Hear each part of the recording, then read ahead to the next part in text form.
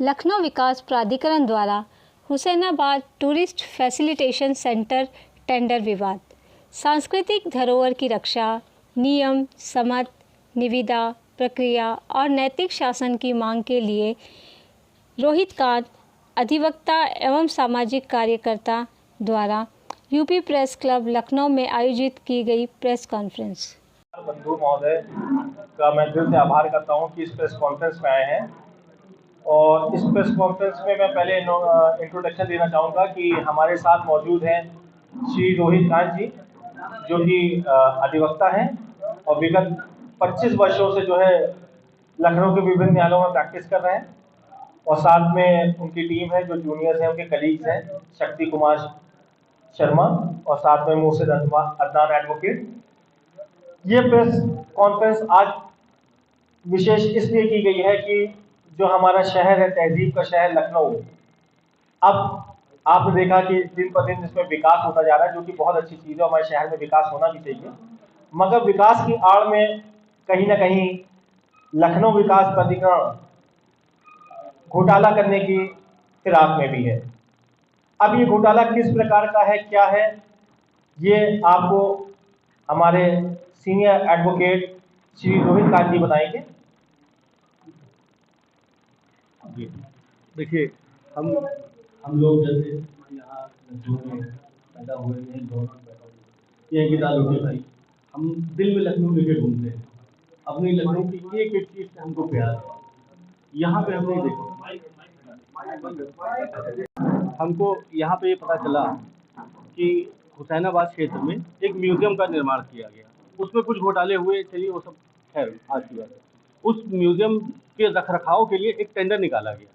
उस टेंडर को दिसंबर में निकाला गया और ये कहा गया, उसकी कुछ शर्तें रखी गई। जैसे एक शर्त ये थी कि जो भी आदमी होगा, जो फर्म होगी, वो उसका टर्नओवर 4 करोड़ का होगा। इसके अलावा टेंडर में उस समय 20 लाख रुपए सालाना देना था उस फर्म को। मगर ये टेंडर निकला, टेंडर निकलने के बाद से टेंडर एक्सेप्ट हुआ, टेंडर पड़े, टेंडर एक्सेप्ट हुआ। इसमें ये बताना मैं चाहूँगा कि लखनऊ के ऐतिहासिक हुसैनाबाद क्षेत्र में एक म्यूजियम के संचालन के लिए, यहाँ पे म्यूजियम बना, म्यूजियम के संचालन के लिए यहाँ पे उसके मतलब संचालन के लिए यहाँ पे टेंडर प्रक्रिया स्टार्ट की गई। ये टेंडर प्रक्रिया जब स्टार्ट की गई, ये दिसंबर में टेंडर प्रक्रिया स्टार्ट की गई। इसमें 3 कंपनियों ने पार्टिसिपेट किया। हमारे हिसाब से शायद एक कंपनी इसमें बॉम्बे की थी, 2 कंपनियां इसमें दिल्ली की थी। और इसमें जो टेंडर अमाउंट रखा गया वो रखा गया 20 लाख रुपए, और जो 20 लाख रुपए प्लस जीएसटी, और जो उसका टेन्योर था वो था तकरीबन 10 साल का, 5 ईयर्स प्लस 5 ईयर्स। दिसंबर 2025 में ये टेंडर हुआ और इसमें 3 फर्म ने पार्टिसिपेट किया। एक फर्म बॉम्बे की थी, 2 फर्म जो थी वो दिल्ली की थी। और जनवरी 2026 में ये टेक्निकल में पास भी हो गए। 20 लाख रुपए, बार बार मैं ये बता रहा हूँ, 20 लाख रुपए की धनराशि। उसके बाद ये हुआ कि ये टेंडर जो है वो ओपन किया जाएगा। ये टेंडर ओपन ना करके ये टेंडर जो है वो कैंसिल कर दिया गया। ये टेंडर कैंसिल करने के बाद री टेंडर की प्रक्रिया हो गई। अब घोटाला एलडीए का कहाँ से दिखता है, वो यहाँ से मैं बताऊंगा कहाँ से दिखता है। जो री टेंडर की प्रक्रिया हुई उसमें 20 लाख रुपए की धनराशि को घटा के मात्र 6 लाख रुपए कर दिया गया। और 6 लाख रुपए में भी जो म्यूजियम के संचालन के लिए जो बिजली का खर्च आएगा तकरीबन 4 लाख रुपए, वो भी एलडीए ने कहा कि हम देंगे। 4 लाख महीने का, 4 लाख रुपए जो भी आएगा उसका वो भी एलडीए ने कहा कि हम देंगे। तो ये अभी तक के नहीं बताया गया कि भाई 20 लाख रुपए की जो आपने धनराशि खोली, आपने उसको किन सर्कमस्टेंसेस में आपने उसको जो है वो 6 लाख रुपए कर दिया। इसी चीज को लेके हमने एक अपना डिटेल रिप्रेजेंटेशन दिया, एक प्रार्थना पत्र दिया श्री रोहित कांत जी ने, जो अधिवक्ता हैं। उन्हें दिया इसमें उपाध्यक्ष लखनऊ विकास प्राधिकरण लखनऊ को, और एक मंडल आयुक्त महोदय को दिया, और एक प्रिंसिपल सेक्रेटरी साहब को दिया। ये रिप्रेजेंटेशन हम लोगों ने 23 मार्च को दिया। उसमें हम लोगों ने साफ साफ ये लिखा कि पर्यटन सुविधा केंद्र हुसैनाबाद लखनऊ के लिए पहले की निविदा टेंडर को मनमाने ढंग से वापस लेने के बाद भी वित्तीय शर्तों में भारी कटौती के साथ फिर से जारी की गई चुनौती देने वाले प्रतिवेदन, जो कि स्पष्ट रूप से किसी एक विशेष कंपनी को लाभ पहुंचाने के लिए किया गया है। अब सबसे बड़ी चीज ये है कि इसमें जो 20 लाख रुपए का जो पहले टेंडर पड़ा था, जिसमें 3 कंपनियों ने पार्टिसिपेट किया था। एक कंपनी बॉम्बे की थी, 2 कंपनियां दिल्ली की थी। उन कंपनियों ने बाद में सेकंड टेंडर प्रक्रिया में पार्टिसिपेट नहीं किया। इस सेकंड टेंडर प्रक्रिया में पार्टिसिपेट किया वो बेसिकली 3 कंपनियां हैं। उनका मैं नाम भी आपके सामने उजागर किए दे रहा हूं, जो कि मुझे अपने सूत्रों से मिला है। ये 3 कंपनियों ने ही इसमें टेंडर डाला है। अच्छा, दूसरी सबसे बड़ी चीज ये है कि जो हमारा प्रतिवेदन, डिटेल प्रतिवेदन है, जो डिटेल रिप्रेजेंटेशन श्री रोहित कांत जी के तरफ से गया है सरकार को, उसमें उन्हीं ने कहा था कि भाई क्या सर्कमस्टेंसेस ऐसे रहे कि जो आपने टेंडर की धनराशि को कम कर दिया। अभी तक कोई भी जवाब नहीं आया। 3 कंपनियां बेसिकली हैं जिन्होंने नए टेंडर प्रक्रिया में भाग लिया है। पहली है राष्ट्रीय वंदना कला केंद्र, दूसरी है इनोवेटिव व्यू इंडिया लिमिटेड और तीसरी है मेसर्स मीम प्रोडक्शन। ये 3 ऐसी कंपनियां हैं।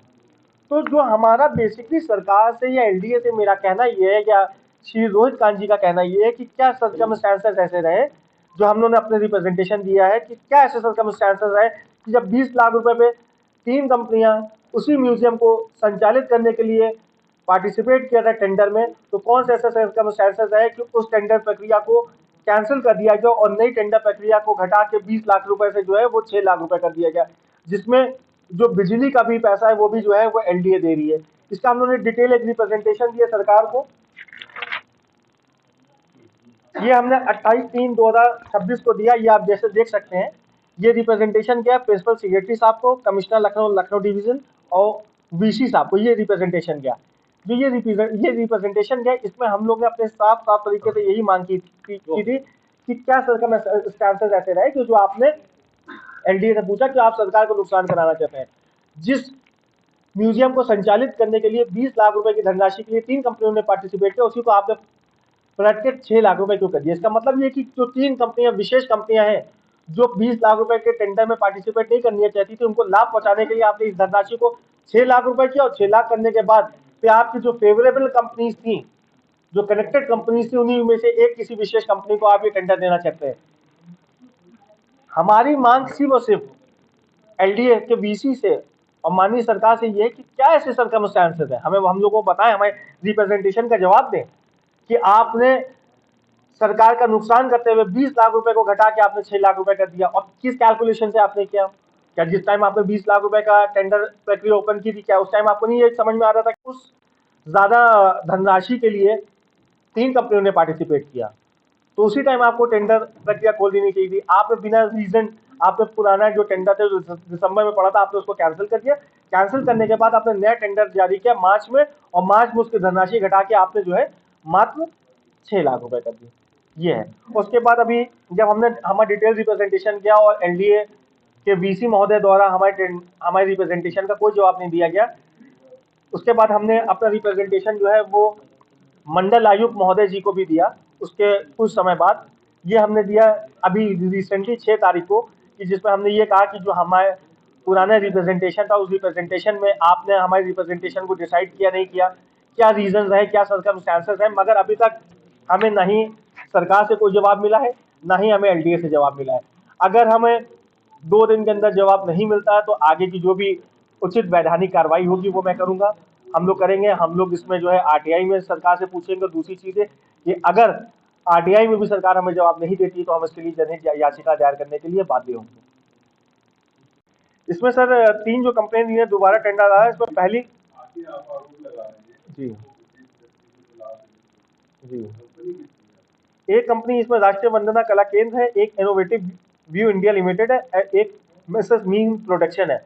हमें जहां तक सूत्रों से ये पता चला है कि राष्ट्रीय वंदना कला केंद्र कंपनी है इसको फायदा पहुंचाने के लिए।